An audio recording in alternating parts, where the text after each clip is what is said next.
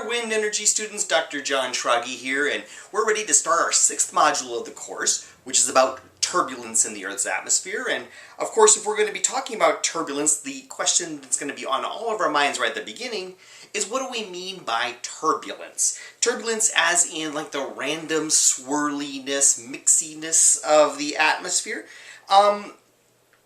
Let me just tell you a little bit about what the book actually says right at the beginning of this chapter. Just to quote your actual textbook there, it says, "Up until now we've been able to calculate more or less the direct consequence of a given phenomenon. We call this a deterministic system." In other words, we could more or less, actually compute the acceleration of an air parcel based on its forces. Or we could talk about like the change in temperature of an air parcel based on like changes in its pressure and density and so on. The basic laws of physics made for simple ways that we could compute certain properties and how they changed. But we don't get to play that game onward. When we're talking about turbulence, this is no longer possible, however, and we need to express our knowledge in different ways, like the statistical properties of turbulence. It turns out all those little swirly motions and all those little random sort of looking fluctuations in the wind kind of really are. It's beyond the scope of this class, but math fails us. The math does not yet exist in order to correctly calculate the turbulence of the flow, to actually know how the wind is changing second by second in a turbulent situation. Again, your book actually highlights the fact, for example, that quantifying turbulence is one of the so-called millennium problems that a mathematician can earn a major award for having solved someday as a major challenge. It is actually one of the biggest problems in modern mathematical research, is trying to figure out why math failed us on the subject of turbulence. And it's a little beyond what we're doing here, but we can admire flow that is turbulent. Here I captured a little video that comes from us from YouTube, where they're showing this. They put some particles in a fluid. On the left, the flow is traveling very smoothly through the pipe, and on the one on the right, they put some baffles in the pipe there, I think it's a spring or something, to make the flow move in a more turbulent or swirly or random sort of way. The flow on the left is what we call laminar flow. Laminar is going to be the opposite of turbulent. Laminar flow is, to quote the glossary of meteorology, a flow regime in which fluid motion is smooth and orderly, in which adjacent layers or lamina slip past each other with little or no mixing between them. See how the flow is just smoothly moving through that pipe there? Doesn't mean it's all moving at the same speed. In fact, there's a gradient of the velocity here where it is slower, maybe even stopped at the edge of the pipe, and fastest in the middle, but the layers are just sort of smoothly sliding past each other. And that's very different from the turbulent flow that we're seeing over there on the right, where the flow is sort of swirling in these little motions known as eddies. There's lots of them, there's bigger ones, there's littler ones, and so on. Now, the glossary of meteorology defines turbulent flow as flow which is turbulent. That's called a tautology. We don't care about that definition. Let's switch to the actual glossary of meteorology definition of turbulence itself. And it gives a fairly big definition there for point 1, but just for the most intuitive part of our definition, I like what it says there on point 2, where it says turbulence is the random and continually changing air motions that are superimposed on the mean motion of the air.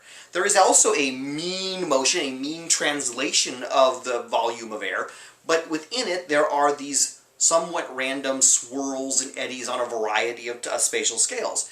This can be caused by either mechanical things, or by mechanical factors, or by thermal factors. This could be, like, for example, that spring or whatever it was that was in that pipe that was acting like a baffle to the flow was a mechanical obstacle. The flow physically had to go around the obstacles, which set in motion little swirling motions and so on. Think, for example, about the flow going over an obstacle or something like that. That's in contrast to turbulence that is produced by thermal means, where we're producing turbulence and rising and sinking motions and swirls and so on by heating. Okay, so turbulence can be produced either thermally or mechanically. Just to go and spend a little more time on our definition then, the part up there about it is characteristic of turbulence that fluctuations occur in all 3 velocity components and are unpredictable in detail.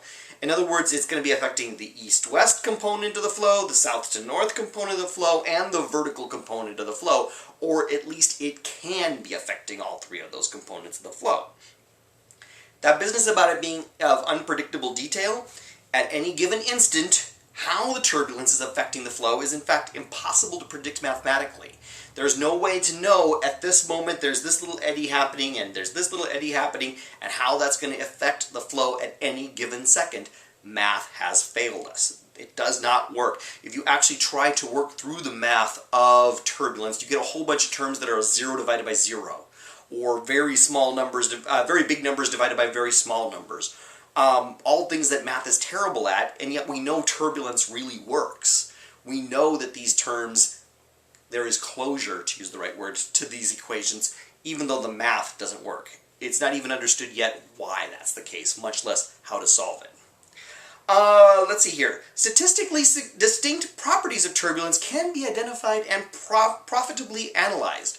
In other words, even though we can't mathematically actually tell us something about turbulence, as in like determine where each little swirl is happening and so on, in a bulk sense, in a statistical sense, if we can take observations over a period of time, we can come up with factors that are going to describe like the average amount of turbulence, or that there's more turbulence in this situation than in that situation. Statistics can be helpful in this in a profitable way. Turbulent flow exhibits a large range of spatial and temporal scales. In other words, there are going to be big eddies, and there's going to be small eddies, and they are resulting in efficient mixing of fluid properties. Before we get to that, actually, I just want to show you here on this next slide here. You're often going to see diagrams that illustrate the difference between laminar and turbulent flow. I just got this from some textbook's website. And this is a useful picture, but keep in mind the turbulent flow, those little eddies that you see in there, should be occurring on a wide variety of different sizes. They should have shown some of them bigger and some of them, you know, an order of magnitude smaller or something like that. So that little part of the figure there doesn't make me all that happy. All this swirling motion of all these turning, all these eddies is going to result in very efficient mixing of the fluid. If there is a lot of turbulence in your boundary layer and it is, let's say, very moist at the bottom of the boundary layer and relatively dry at the top, turbulence will cause that very efficient mixing to make all the air about the same humidity or potential temperature or any other such property.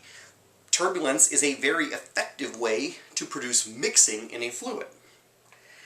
Let's see here. What else does this tell us here? Analysis reveals that the kinetic energy of turbulence flows from the larger spatial scales to smaller spatial scales and ultimately is transformed by molecular viscous dissipation into thermal energy.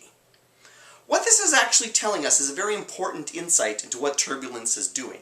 There's all these little eddies here. Some are bigger and some are smaller. The smaller eddies are going to be getting their kinetic energy from bigger eddies. They will be robbing their kinetic energy from the bigger ones. The bigger ones will get weaker as the smaller ones get stronger. But, of course, no matter how small your eddy is, there's somebody smaller than you, so there's a constant passing of kinetic energy from bigger eddies to a smaller eddy, to an even smaller eddy, to an even smaller eddy, until eventually we're talking about such a small scale that there's going to be viscous dissipation, and we'll see that in just a little bit.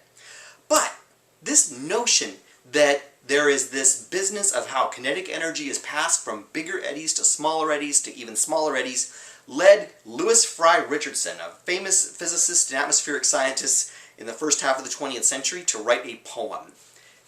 Lewis Richardson wrote poems and made paintings and stuff about lots of things. He's an odd bird in the history of meteorology. And he wrote a poem about turbulence.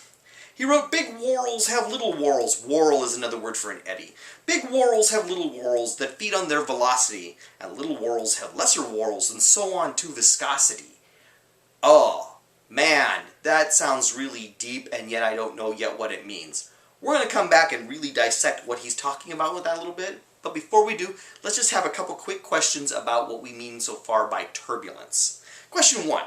When flow is laminar, all of the air parcels are traveling at the same speed. True or false? Make a choice from those two options and get a little feedback before you move on to question 2.